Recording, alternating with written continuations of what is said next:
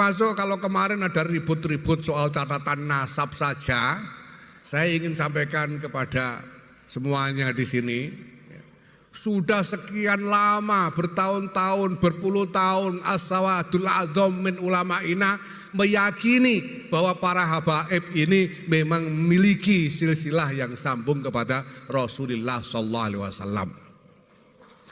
Mari kita ikut saja, nggak usah nyari catatan.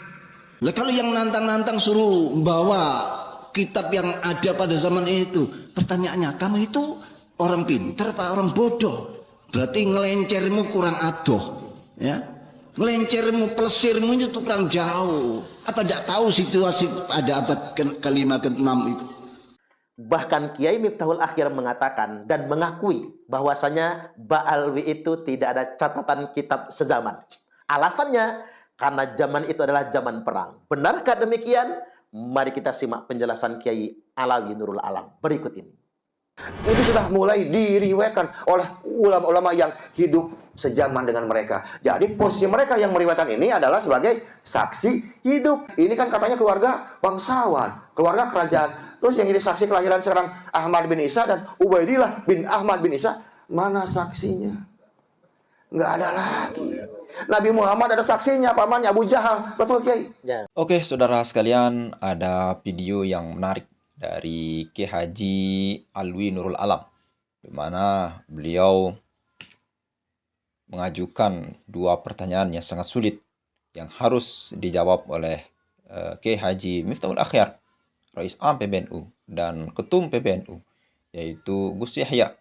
Apakah bisa menjawab pertanyaan dari ahli hadis ini, yaitu Kiai Haji Alwi, yang pertanyaan sampai kiamat pun tidak akan pernah dijawab, tidak akan pernah bisa dijawab, saudara sekalian.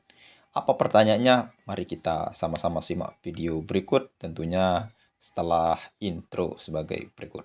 Silahkan.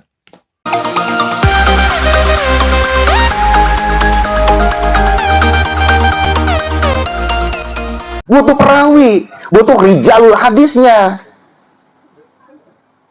Kullu ilmin yahtaju ila rawi, laisa rawiyu yahtaju ila ilmin. Bukan perawi yang butuh ilmu. Sekarang perawi bisa menyampaikan ilmu bagaimana kalau ilmunya nggak ada, Kiai? Nih, apa yang disampaikan kalau ilmunya nggak ada?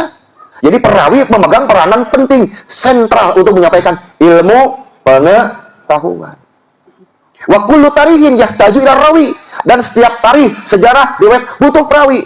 Ma'al akhbaril lati yahmiluha bitatabu'i qaidahnya. Bersama dengan ilmu yang dibawanya bitatabu'i secara estafet. Secara estafet. Apa nama estafet? Tidak terpotong-potong, alias bersambung terus menerus, bersambung dari zaman ke zaman, namanya estafet. Ini data ilmiah. Makanya kan Nabi kan pernah bilang kepada sahabat Anas bin Malik, wa qala Nabiyyu sallallahu alaihi wasallam, qaidu ilma bil kitab. Ikatlah ilmu dengan catatan. Coba lihat. Ikatlah ilmu dengan catatan. Jadi mengikat ilmu dengan catatan bukan hanya bentuk kepatuhan atau ketaatan sahabat kepada sunnah Nabi. Bukan itu saja. Tapi Nabi ingin bahwa ada bukti otentik, ada bukti yang tertulis untuk generasi selanjutnya. Makanya ikat ilmu dengan catatan. Inilah salah satu dalilnya. Kenapa kitab sejaman harus ada? Ya, ini dalilnya. Dan ada beberapa redaksi yang mendekati hadis masyhur, Kiai. Makanya, mana kitab sejamannya? Lah, ini hadisnya ada kok. Bukti sejaman itu bisa dengan bentuk tulisan, prasasti, hieroglif, apapun yang bisa diberikan bukti secara nyata. Namanya kitab sejaman. Nabi mengajarkan bentuk keilmiahan. Jadi agama Islam sangat ilmiah. Nah, sekarang kita bedah. Contoh tadi, Anas bin Malik. Dia sebagai saksi. Saksi apa? Saksi hidup atas keberadaan Kanjeng Nabi Muhammad SAW. Dan bukti nyata bahwa beliau ini meriwayatkan sebuah hadis. Karena disebutkan namanya, menjadi bukti. Lalu alat buktinya mana? Alat buktinya wa qala nabiyyu sallallahu alaihi wasallam khairu ilmu bil kitab. Ikatlah ilmu dengan kitab. Redaksi hadis itu menjadi alat bukti. Jadi perawi menjadi hadis itu menjadi saksi, ya bukti, dan alat bukti. Harus memenuhi 3 unsur. Kalau tidak ada, bohong ini. Ayo kita coba sekarang kita cek. Contoh. Kita mengenal Imam Malik, gurunya Imam Syafi'i. Salah satu hadis, salah satu silsilah hadisnya beliau, Imam Malik bin Anas, an Imam Syihab Az-Zuhri, an Nafi, Maula Ibnu Umar, an Ibnu Umar, an Umar bin Khattab, an Nabi Muhammad sallallahu alaihi wasallam. Bit tatabu'i. Silsilahnya nyambung semua. Imam Malik gurunya Syihab Az-Zuhri. Imam Az-Zuhri muridnya an Nafi Ibnu Umar. Nafi Ibnu Umar muridnya Ibnu Umar. Ibnu Umar muridnya Umar bin Khattab. Umar bin Khattab muridnya Kanjeng Nabi Muhammad sallallahu alaihi wasallam. Dari Nabi Muhammad kepada Imam Malik ada 5 tobakoh, ada 5 tingkatan. Harus ada yang namanya tobakoh tingkatan. Yang meriwayatkan sahabat itu adalah tobakoh pertama, tingkatan pertama. Contoh yang lain, seperti Imam Syafi'i punya murid Rabi bin Sulaiman dan Al-Muzani. Betul, okay? Ini adalah artinya tobakoh pertama di zaman Imam Syafi'i. Murid Imam Syafi'i ini yang meriwayatkan kaul-kaulnya Imam Syafi'i. Kita ringkas sekarang. Yang namanya Ahmad bin Isa. Ada 2 Ahmad bin Isa itu. Ada Ahmad bin Isa Al-Basri yang dianggap sebagai leluhurnya Ba'alawi, dan ada Ahmad bin Isa Al-Baghdadi. Ahmad bin Isa Al-Basri wafat 345 Hijriah. Ahmad bin Isa Al-Baghdadi wafat 350 Hijriah. Cuma 5 tahun bedanya. Makanya Kaibat itu rujukannya apa? Pada Ahmad bin Isa Al-Baghdadi yang punya putra 3, Muhammad, Ali, Usaid. Cocok dengan saya karena ini orang Baghdad. Dia bukan ulama. Makanya Ahmad bin Isa Al-Baghdadi disebut juga dengan Ahmad bin Isa An-Nafat, Ahmad Al-Abah. Beliau adalah seorang pengusaha minyak. Kaya raya. Dan beliau bermadzhab Syiah. Kalau tidak Syiah, imamnya Syiah Ja'fariyah. Dan keluarganya dari semenjak dulu abad keempat, makamnya sekarang itu di Wadi Salam, daerah Najaf, Irak. Sampai sekarang membiayai keluarganya. Dari mulai beliau sampai sekarang masih ada keturunannya. Membiayai acara festival Karbala. Sampai saat ini masih ada keluarganya. Itu yang asli. Yang di Baghdad. Nah, sekarang kita cerita bahwa beliau ini kan bukan ulama, bukan ahli hadis, bukan mustahid mutlak, tapi diriwayatkan dalam 13 sampai 14 kitab. Diriwayatkan, Kiai. Ada namanya. Lah, ini Baghdad, ini Basrah kayak Bandung, Jakarta lah gitu, nempel kotanya deketan. Sekarang Ahmad bin Isa Al-Basri ini lahirnya kan 260 Hijriah. Sekarang kita cek lihat. Saya contoh 4. Kesatu ini Imam Muhammad Ibnu Jarir At-Tabari, lahir 224 Hijriah. Kitabnya kitab Tarikh At-Tabari dan Tafsir At-Tabari. Semua ulama mengetahuinya. Mustahid mutlak mustaqil beliau. Ahli hadis, mu'arikh, ahli tafsir, ahli hadis. Segala macam ini ahli segala. Imam Ibnu Jarir At-Tabari 224 Hijriah. Kemudian era kedua ada lagi Imam At-Tabarani 260 Hijriah. Kitabnya Sunan As-Saghir, Sunan Al-Awsat, Sunan Al-Kabir dan Musnad As-Samiyin. Orang Irak. Kemudian tahun 260 juga lahir yang namanya Ahmad bin Isa tahun 260. 1 tahun persis sama dengan Imam At-Tabarani. 1 tahun. Kemudian katanya beliau ini seorang imam, ulama, ahli hadis dan mustahid mutlak. Katanya, pakai katanya. Setelah ini 260. Ada lagi anaknya, 278 Hijriah, Ubaidillah bin Ahmad Al-Muhajir, 278. Cuman antara ini, ada lagi ulama-ulama kita di Irak semua. Ada Imam Ibnu Mandah, ada Imam Al-Baihaqi, ada Imam Ibnu Hibban, ada Imam Ibnu Huzaimah, dan ada Imam Al-Hakim. Dari mulai Imam Ibnu Jarir atau Bari sampai Imam Al-Hakim, ini kurang lebih 400 sampai 500 tahun. Yang menarik, dari mulai Imam Ibnu Jarir atau Bari 224 Hijriah sampai sekarang Imam sekarang At-Tabarani 260 Hijriah. Beliau wafat 360. Jadi umurnya 100 tahun nih, panjang Imam Tabarani ini. Kan satu zaman dengan katanya dengan Ahmad bin Isa. Pertanyaannya, semua ulama yang hidup di zaman Imam Ibnu Jarir At-Tabari semuanya diriwayatkan dalam kitab-kitab Imam Ibnu, dalam kitabnya Imam At-Tabarani diriwayatkan. Cuman satu ulama yang tidak diriwayatkan dalam kurun waktu 226 Hijriah sampai 360 Hijriah. Dalam jangka waktu 120 tahun cuman satu ulama yang tidak diriwayatkan oleh Imam Tabarani. Siapa namanya? Ahmad Al-Muhajir. Ahmad bin Isa. Kenapa nggak diriwayatkan? Karena orangnya tidak pernah dilahirkan. Jawabannya belum selesai, tenang. Saya tidak membatalkan nasab saya, nasab urusan keiman. Sekarang Di bawah Imam At-Tabarani ada Ubaidillah bin Ahmad Al-Muhajir 276 atau 278 Hijriah. Artinya umurnya beda antara 16 dan 18 tahun dengan Imam At-Tabarani. Ya. Beliau wafat 360 Hijriah. Ubaidillah 278 atau 276 Hijriah lahir. Kemudian wafat 345, 15 tahun bedanya. Berarti duluan Ubaidillah. Kalau memang betul beliau mujtahid, ulama dan muhadis, lalu kenapa namanya juga dua-duanya tidak tercantum di dalam kitab sekarang? Kitab Sunan As-Shagir, Sunan Al-Ausat, Mujam Al-Ausat, Mujam Al-Shagir, Mujam Al-Kabir, dan kitab Musnad As-Saniyin. Kenapa dua-duanya tidak tercatat, tidak terkonfirmasi? Karena dua-duanya tidak pernah dilahirkan. Kan beliau mujtahid, kan beliau ahli hadis, kan katanya ulama. Ulama yang hidup setahun semuanya terkonfirmasi, terekam, tercatat dengan baik. Terus kenapa ini dua-duanya nggak tercatat? Kita bicara kehadiran mereka sebagai ulama ada atau tidak. Di belakangnya ada Imam Ibnu Manda, kitab Al-Iman. Ada sekarang kitab Ibnu Huzaimah, Sahih Ibnu Huzaimah. Kalau betul Sahih itu orangnya ada, harusnya ada namanya dalam kitab Sahih Ibnu Huzaimah. Ibnu Hibban, kitab Sahih Ibnu Hibban, nggak ada lagi namanya ini orang. Dan kitab Al-Imam Al-Baihaqi, Sunan Al-Baihaqi, tidak ada lagi. Al-Adabul Baihaqi, tidak ada lagi namanya. Kemudian dalam kitab Al-Mustadrak, Imam Al-Hakim, tidak terdaftar lagi, tidak tertulis lagi. Sekian banyak ulama-ulama yang hidup di Irak dan sekitarnya, tidak ada satupun yang meriwayatkan yang namanya Ahmad bin Isa dan Ubaidillah bin Isa. Jangankan sebagai mujtahid mutlak, jangankan sebagai ulama atau ahli hadis, sebagai santri saja tidak pernah terkonfirmasi. Kenapa? Tidak terkonfirmasi karena tidak pernah dilahirkan di alam dunia ini, itu jawabannya. Kita bisa mencek tentang kelahiran Imam Syafi'i dalam kitab Manaqib Syafi'i karya sekarang Imam Al-Baihaqi. Dari pertama lahir sampai meninggal dunia, dan semua pertemuan Imam Syafi'i dengan ulama manapun tercatat dengan baik. Beliau mengaji, hafal Quran mulai usia 6 tahun. 10 tahun beliau mampu menghafal 10.000 syair bahasa Arab kuno. Umur 25 tahun mampu menghafalkan 150.000 hadis. Semua ada ceritanya. Padahal Imam Syafi'i lahir 120 tahun sebelum lahirnya Ahmad Al-Muhajir katanya. Ini kan lebih primitif, ada datanya. Yang lebih primitif ada lama, Pak. 150 tahun itu waktu yang lama. Kok datanya komplit? Ada. Pertemuan Imam Malik dengan Imam Abu Hanifah, pertemuan Imam Malik dengan Al-Faqih Al-Lain As-Sya'ad, As-Samarkand, semuanya ada tercatat. Pertemuan ulama dengan ulama itu ada. Lah, kita ini pertemuan ulama dan ulama ada catatannya. Padahal kita bukan mustahid. Ini sekolah mustahid, nggak ada catatannya, Kiai. Gimana ceritanya saya bilang?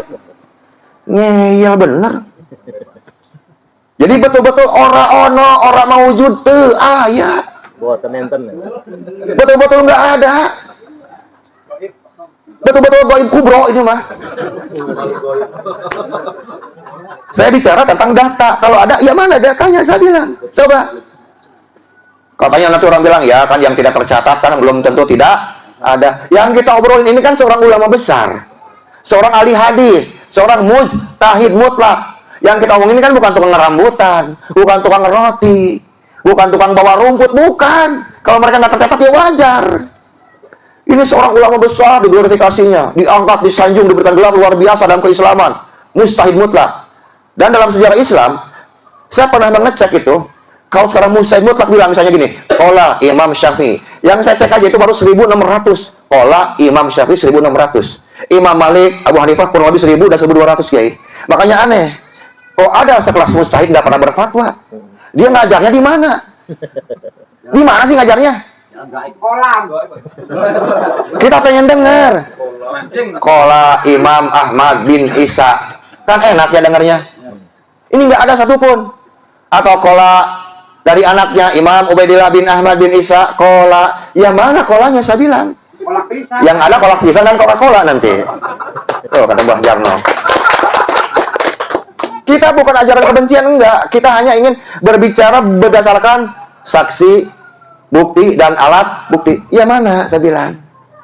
Coba lihat. Karena tidak ada satupun mustahid, baik mustahid mutlak, mustakir, mustahid mutlak, gair mustakir, mustahid madhab, mustahid murajah, mustahid fatwa. Kecuali mereka semua adalah perawi ilmu hadis. Mereka semua adalah rijalul hadis. Semuanya meriwayatkan hadis. Makanya mana? Sekali lagi. Rijalul hadis itu sudah tertulis dalam kitab-kitab hadis. Makanya tidak bisa ditambah dan tidak bisa dikurangi. Makanya mana yang namanya Ahmad bin Isa dan Ubaidillah bin Ahmad bin Isa ada dalam kitab apa? Kalau memang betul mustahid, kalau memang betul sekarang ulama ahli hadis, mana kitabnya? Ternyata ono bohong lagi itu. Jangan marah, kita bicara fakta. Fakta itu adalah kenyataan yang apa adanya, yang memang nggak ada. Coba dia Ahmad Al-Muhajir lahir 260 Hijriah. Seharusnya mulai dalam kitab abad keempat itu sudah tercatat kalau memang betul mustahil. Ada nggak? Nggak ada. Abad 4, 5, 6, 7, 8, 9 nggak ada semuanya itu orang-orang. Pokoknya Ubaidillah pun nggak ada. Karena tradisi ulama kita ketika ulama ini hadir dalam satu zaman itu sudah mulai diriwayatkan oleh ulama-ulama yang hidup sejaman dengan mereka. Jadi posisi mereka yang meriwayatkan ini adalah sebagai saksi hidup. Seperti tadi Anas bin Malik menjadi saksi adanya kanjeng Nabi Muhammad Shallallahu Alaihi Wasallam. Jadi harus ada apa yang saksi hidupnya. Semua kelahiran itu ada saksinya. Oh ini nggak ada. Istri kita kalau lahir aja yang jadi saksi siapa? Kelahiran anak-anak kita. Kita RT, Ibu RW, DKM masjid, tetangga, itu saksi syahadah namanya. Padahal bukan keluarga bangsawan kita itu, bukan keluarga kerajaan. Ini kan katanya keluarga bangsawan, keluarga kerajaan. Terus yang jadi saksi kelahiran sekarang Ahmad bin Isa dan Ubaidillah bin Ahmad bin Isa, mana saksinya? Nggak ada lagi. Nabi Muhammad ada saksinya, pamannya Abu Jahal, betul Kiai? Ya. Ada saksinya, sampai senang ya. Sampai pada kita riwayatnya ditatagui dengan estafet nyampe. Ini sudah lebih modern, jauh lebih modern. Kalau dibandingkan dengan kanjeng Nabi, usianya kan berarti sekitar 250 tahunan. Jadi kita mundur 250 tahun ke belakang, sudah riwayat Nabi Muhammad ada saksi hidup lahirnya, pamannya. Lah ini lebih maju, lebih modern, lebih metropolitan. Dan harus tahu, abad 3, abad 4 di Irak itu zaman keemasan Islam dinasti Abbasiyah, di mana semua ulama merapikan semua catatannya. Ulama adalah saling bertemu, saling sowan. Kalau ada yang tidak punya riwayat akan minta kepada ulama yang lain, akan dimasukkan. Kalau dia nggak lengkap akan minta dilengkapi. Sedang ada penerjemahan dari kitab-kitab yang berbahasa Hindu, Persia, berbahasa Yunani, Romawi abad 3 dan 4. Inilah tempat hidupnya Ahmad bin Isa atau Ahmad bin Al-Muhajir. Kalau memang ada, harusnya teriwayatkan, terdokumentasi dengan sangat baik kalau ada.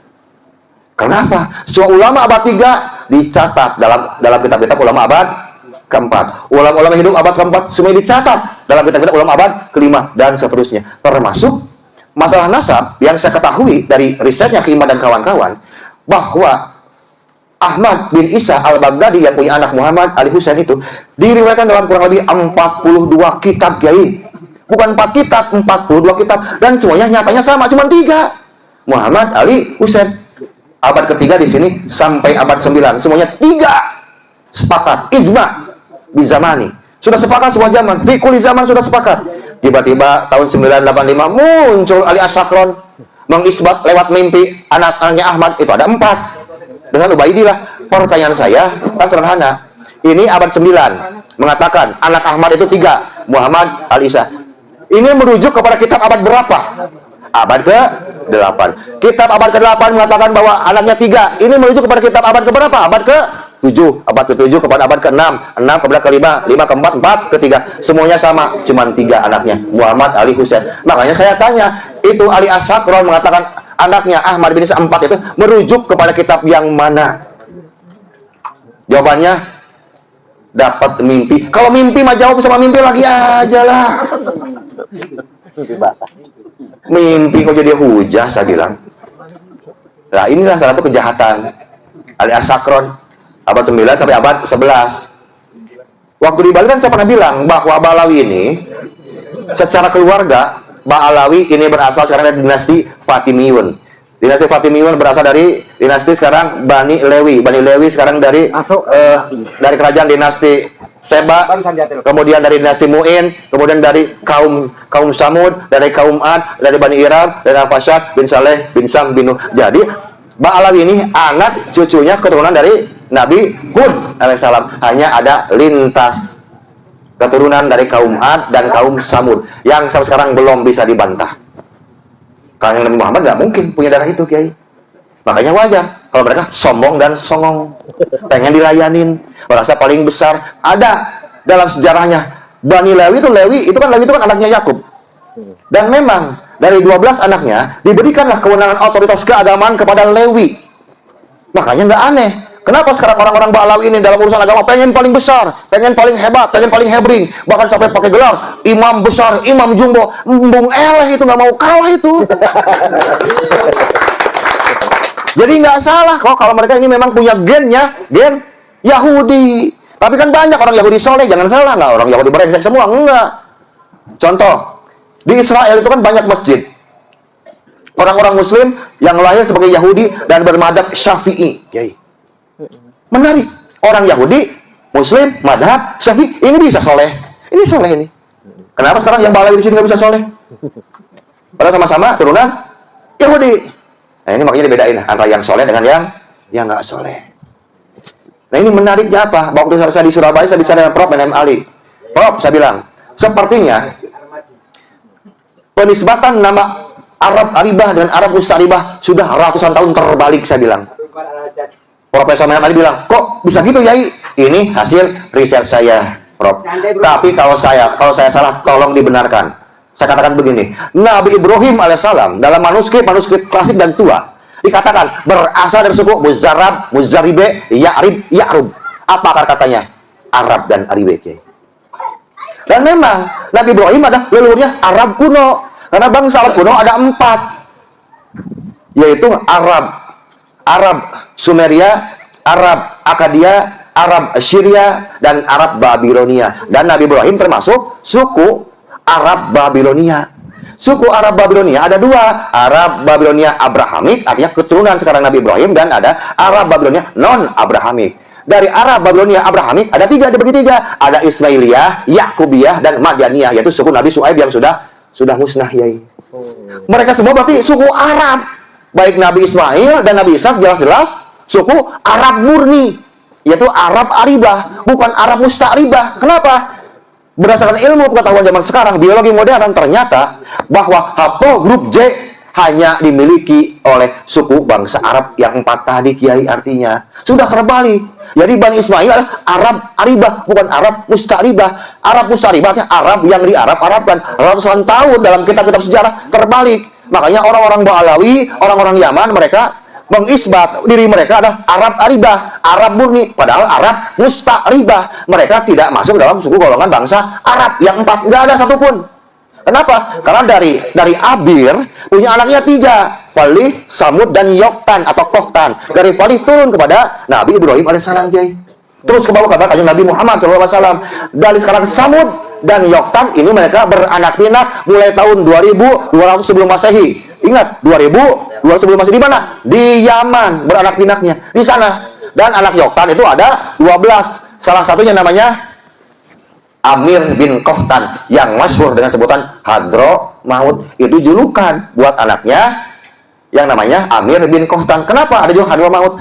Amir bin Kohtan waktu meluaskan daerah kekuasaannya di Yaman, tiap masuk sebuah kampung, mulai dari anak kecil, bayi sampai nenek-nenek, kakek-kakek, semuanya dibasmi, dibunuh habis, pembantaian massal. Sehingga setiap dia datang, hadirlah kematian. Maka diberikan gelarlah julukan Hadromaut. Hadromaut itu bukan negara 1000 wali, negara pembantaian.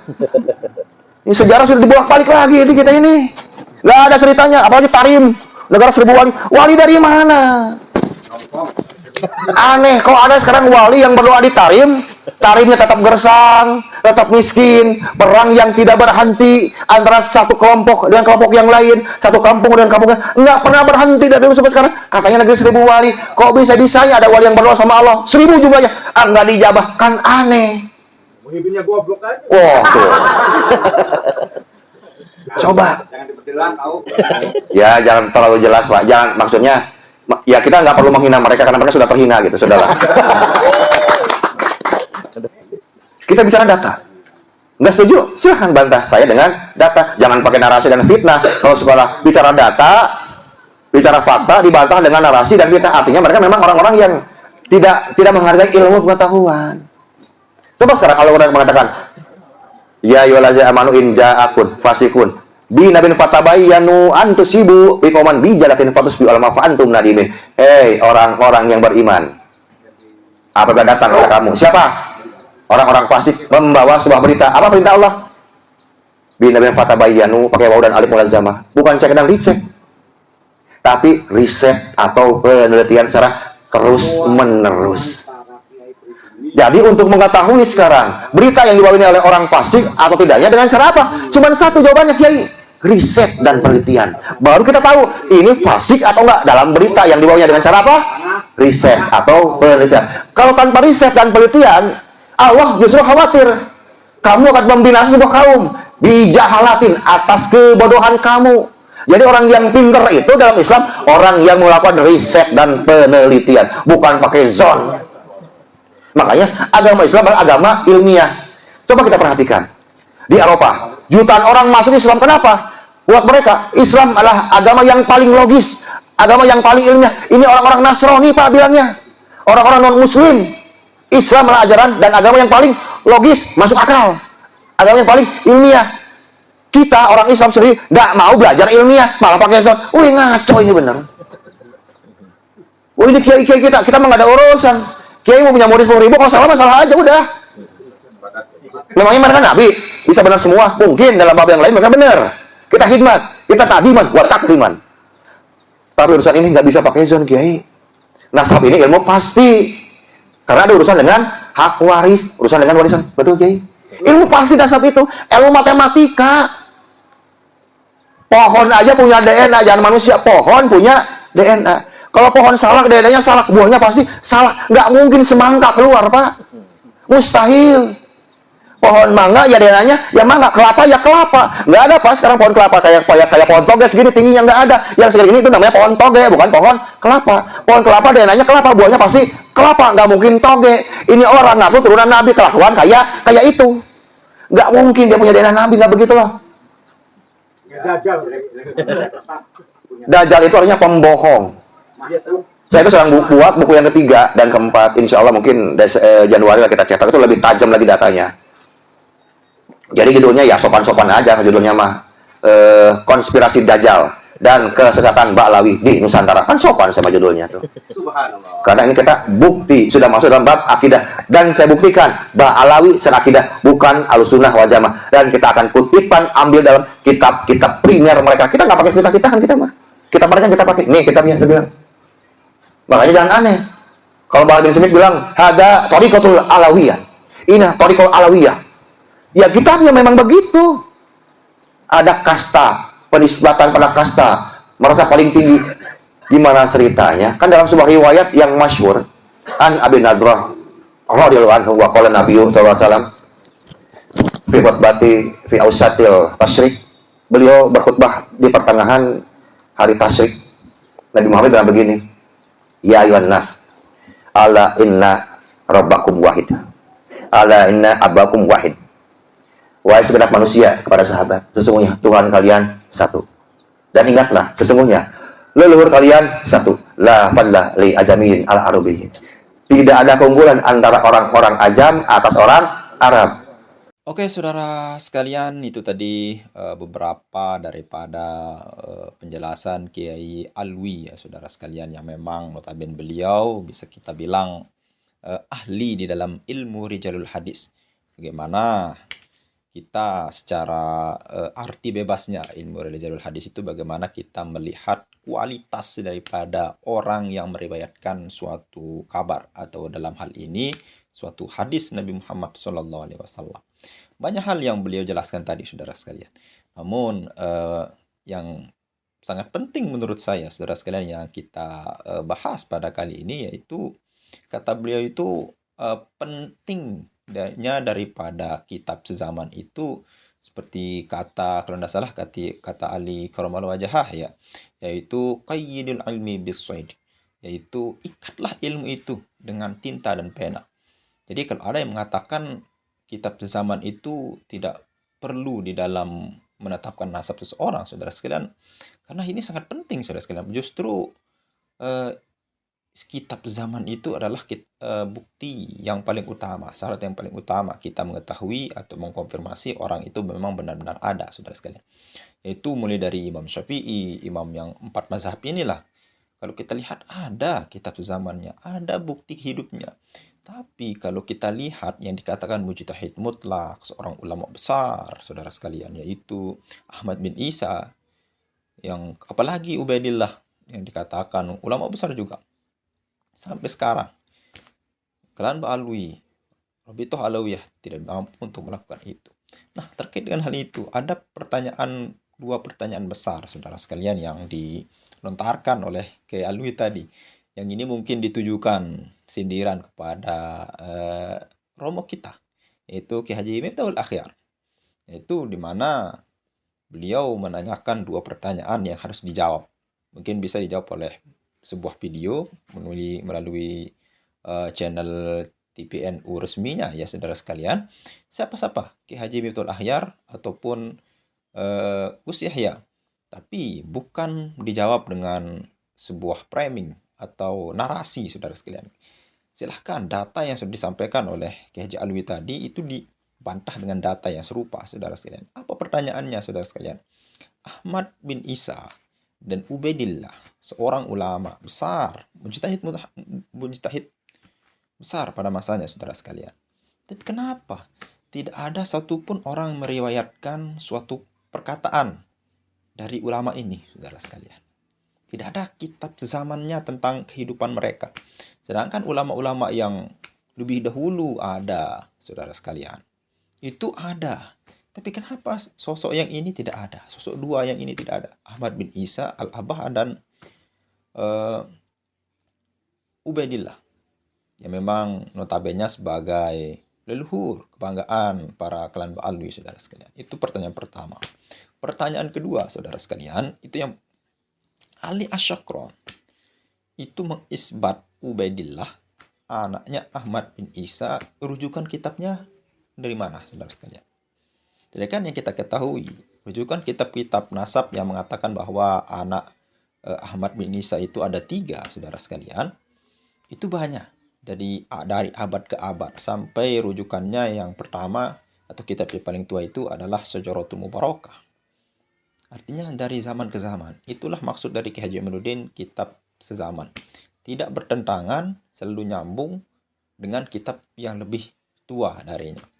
Sedangkan Ali Asyakron ini mengaku, tiba-tiba mengisbat anak Ahmad bin Isa itu menjadi 4, yaitu ditambah dengan Ubaidillah. Ini kitabnya dari mana saudara sekalian? Silakan dijawab untuk Romo Ki Haji Miftahul Akhyar. Ya, kita boleh berbeda pandangan saudara sekalian, meskipun kita mentakzimi dua kiai sepuh ini saudara sekalian sebagai orang tua kita. Namun ketika kita membahas tentang data, nasab, ataupun ilmu sejarah, ini ilmu pasti saudara sekalian. Tidak bisa kita mentang-mentang kita takzim kepada seseorang lalu kemudian dia mengatakan ini, sedangkan kita membaca dan melihat data yang sudah valid, yang sudah ada, lalu kita tidak percaya dengan data itu, kita lebih percaya kepada seorang kiai, lalu husnuzon saudara sekalian. Itu orang-orang yang memang terlalu taklid buta saudara sekalian. Kita ini manusia yang bebas, punya pemikiran yang bebas saudara sekalian. Kita gunakan otak kita untuk mencari kebenaran, bukan untuk mengikut orang saudara sekalian. Ya mungkin hanya itu saja yang bisa kita sampaikan. Sekian, assalamualaikum warahmatullahi wabarakatuh.